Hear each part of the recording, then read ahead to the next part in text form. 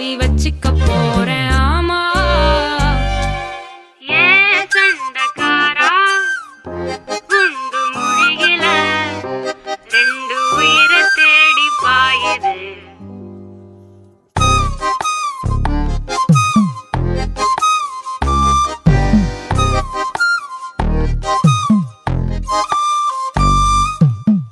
தனிமா துரத்த அலைகிற நானும் மனச